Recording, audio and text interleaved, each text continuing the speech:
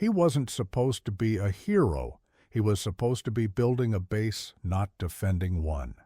But on April 4, 2003, outside Baghdad International Airport, a squad of engineers found themselves face to face with more than 100 enemy soldiers. And in the chaos, one-man Sergeant First Class Paul Ray Smith climbed behind a .50 caliber machine gun and refused to leave his men behind. He fought until his ammunition ran dry. He fought until the silence was louder than the gunfire. This is his story of duty, sacrifice, and a soldier who never came home. Before we start the story of a hero, take a moment to like the video and subscribe, but only if you genuinely enjoy what I do here. And let me know in the comments where you're tuning in from and what time it is for you. It's always fascinating to see who is joining us from around the world. Now let us begin. Chapter 1. The soldier and the father Paul Ray Smith wasn't born into the military. He chose it the same way he chose to be responsible for everyone around him. Born in El Paso, Texas, and raised in Tampa, Florida, Paul grew up as the kind of kid who fixed things: bikes, cars, problems. He wasn't loud or reckless. He was steady. At 17, he enlisted in the U.S. Army. He didn't dream of medals. He just wanted purpose. Over the years, he became that kind of soldier everyone turned to when things got bad, because he didn't panic. He acted. He married his high school sweetheart, Birgit, and together they had 2 children, a son, David, and a daughter, Jessica.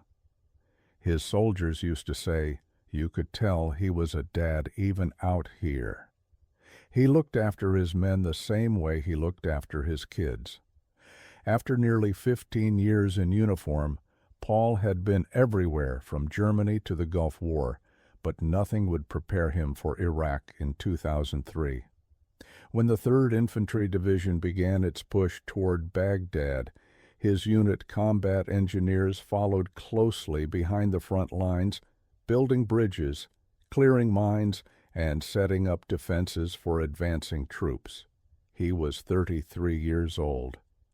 Old enough to know what war really was, young enough to believe he could still protect everyone around him.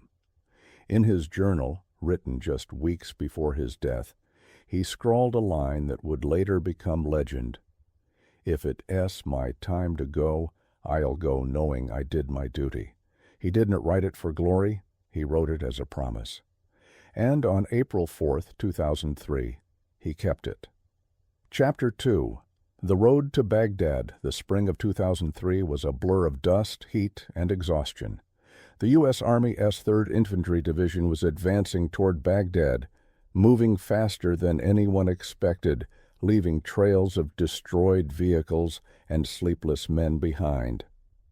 For Sergeant First Class Paul R. Smith, it was supposed to be another day of engineering work, building a holding area for prisoners near the Baghdad International Airport. His unit wasn't trained for frontline combat. They built things, they cleared roads, they made other people's battles possible. But Iraq had other plans. That morning, the radio crackled with reports of resistance ahead, small arms fire, mortar attacks, movement in the trees. They were close to Baghdad now, too close. Everyone felt it. The air was heavy with the sense that something was about to happen. Paul moved through his men, checking positions, scanning the perimeter. He didn't yell. He didn't need to. His voice alone was enough to keep them steady. Stay sharp. Watch your sectors. We've got work to do. They began constructing a makeshift compound, sandbags, bulldozers, and barbed wire. The sun climbed higher. The sound of distant gunfire drew closer.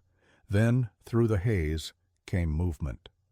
A small Iraqi force had spotted the Americans setting up defenses. Within minutes, mortars started falling. The engineers' men trained to build, not fight, grabbed their rifles and scrambled for cover. Paul immediately took command. He moved from position to position, directing fire, calling out targets. He ordered one squad to secure the wounded and another to man the machine guns. Then, realizing the perimeter was collapsing, he ran toward the front gate, the only thing standing between his men and the open desert beyond. There he climbed onto an M113 armored vehicle, the kind engineers used for transport, not combat. But mounted on top was a .50 caliber machine gun, and that was all he needed. Enemy soldiers were pouring in dozens, then hundreds, firing from every direction. Paul knew if they broke through, his men would be trapped and slaughtered. He turned to his driver and said calmly, "If they recomin', they recomin' through me." Then he pulled the trigger.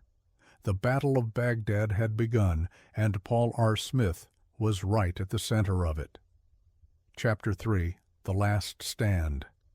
The attack came fast and heavy.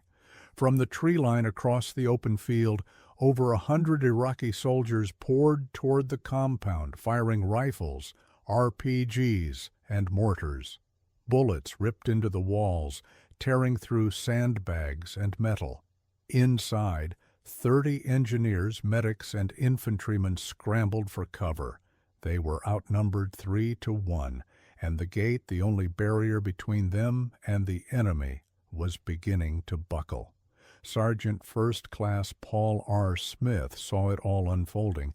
If the enemy broke through, they'd overrun the wounded and wipe out everyone behind him. He didn't hesitate. He climbed up onto the M113 armored vehicle, grabbed the .50 caliber machine gun, and swung it toward the advancing line. The weapon roared to life, a wall of sound and steel. Tracer rounds sliced the air, cutting through dust and smoke. The barrel glowed red. Paul shouted orders between bursts, telling his men to reload, reposition, and keep fighting. He was exposed, standing in the open, firing from the turret with no cover. "Keep the wounded behind the wall," he yelled. "I'll hold the gate." The Iraqis kept coming. RPGs slammed into the ground around him. Fragments tore into his arms and face, but he didn't stop. Every second he stayed behind that gun was another second for his men to regroup. Below, a young private tried to climb up and help. Paul waved him off. "Stay down. You've got people counting on you." Then he turned back to the gun and fired again. Rounds hammered the enemy one after another until the field in front of him was littered with bodies. But they were still coming. At some point he must have known he wouldn't make it out. He kept firing anyway, over 300 rounds in just a few minutes. And then, as he swung the gun toward a new target, a burst of incoming fire struck him in the neck. He collapsed into the turret, still gripping the handles. When the smoke cleared, the assault was over. The enemy had broken and fled. His men were alive, because one soldier, one father, one leader had stood between them and death, and never moved. Chapter 4. The Return Home. When the firing stopped, silence fell over the compound. Smoke drifted through the ruined gate, and the smell of burnt metal filled the air. Around the M113, dozens of shell casings glimmered in the dust, evidence of the last stand that had saved them all. Sergeant First Class Paul Ray Smith lay slumped inside the turret, his hands still wrapped around the grips of the .50 caliber machine gun. He was gone. For a few seconds, no one moved. Then one of his men whispered, "He did it. He really held them." They covered his body with the flag from the compound wall. No one spoke as they carried him to the medevac vehicle. Every man there knew what he had done, and none of them would ever forget it. Back in Florida, 2 soldiers arrived at the Smith family home in Tampa. His wife, Birgit, answered the door. She knew before they said a word. Her knees gave out. She fell into their arms. His children, David, only 10, and Jessica, 6, didn't fully understand. David later said he remembered his mother telling him, "Your daddy was brave. He saved his friends." Weeks later, Paul S.'s body was returned home. Hundreds of people lined the streets for his funeral. Neighbors, veterans, and soldiers who had never met him but knew his story. The service was simple. An American flag draped his coffin. The sound of taps echoed through the cemetery as the rifles fired their salute. His company commander stood before the crowd and said, "He gave his life so that his men could live." That S, leadership. That S, love.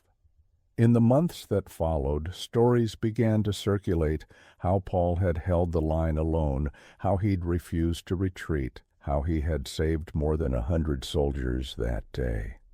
When his wife was finally told that he would receive the Medal of Honor, she cried not because of pride, but because the world was finally seeing the man she already knew, a father, a husband, a leader who kept his promise.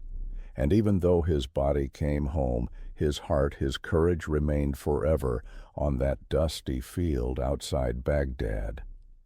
Chapter 5. The Legacy He Left Behind. 2 years after his death on April 4, 2005 exactly, 2 years to the day of his final battle, the name Sergeant First Class Paul Ray Smith was spoken inside the White House. President George W. Bush stood before the nation and said, "Today, we remember a soldier who loved his country, who loved his men, and who was willing to give his life so that others might live."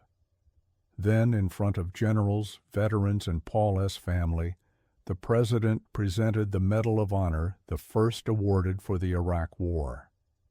His 11-year-old son David accepted it on his behalf. The medal gleamed against his small hands, almost too heavy for him to hold. He looked up, shy but steady, the image of his father. The room fell silent as the citation was read aloud. For conspicuous gallantry and intrepidity at the risk of his life above and beyond the call of duty, when it was over, the President placed a hand on David's shoulder and whispered something only the boy could hear. David later said, "He told me my dad was a hero, but I already knew that." Back in Tampa, Paul S. Unit built a memorial in his honor, a concrete wall topped with the same kind of sandbags he'd defended that day. They called it Smith S. Gate. Every new soldier who passes through touches the wall, a quiet salute to the man who never left his post. At schools across Florida, students learn his story not for the war, but for the courage. Teachers ask their classes what leadership means, and someone always answers, "Doing what Sergeant Smith did." His wife, Birgit, keeps his letters and photos in a small wooden box. She says when people ask how she handles the loss, she looks at the medal and replies, "He's still taking care of people, just in a different way." The Army named a training complex after him, the SFC Paul R. Smith Education Center at Fort Stewart, Georgia, so that every soldier who walks its halls knows the name of the man who proved what duty really means. Because Paul R. Smith didn't just lead men into battle. He showed them how to live and how to give everything for each other. Epilogue never came home. He was 33, a husband, a father, a soldier who promised his men he'd bring them home, and kept that promise, even when it cost him his life. Sergeant First Class Paul Ray Smith never came home from Baghdad, but because of him, more than 100 soldiers did, men who would go on to live, to marry, to raise children, because one man chose to stand his ground. He didn't fight for glory. He fought because someone had to hold the line, and when that moment came, he didn't flinch. His name is carved into stone now, but his courage lives on in every soldier who understands what duty truly means. He once wrote, "If it is my time to go, I'll go knowing I did my duty." He did. And in doing so, he showed the world what it really means to never leave your brothers behind. Stay healthy, subscribe if you enjoyed the video, and we'll see you in the next one. And if you have an idea for another untold story, share it in the comments. Your voice helps keep their memory alive.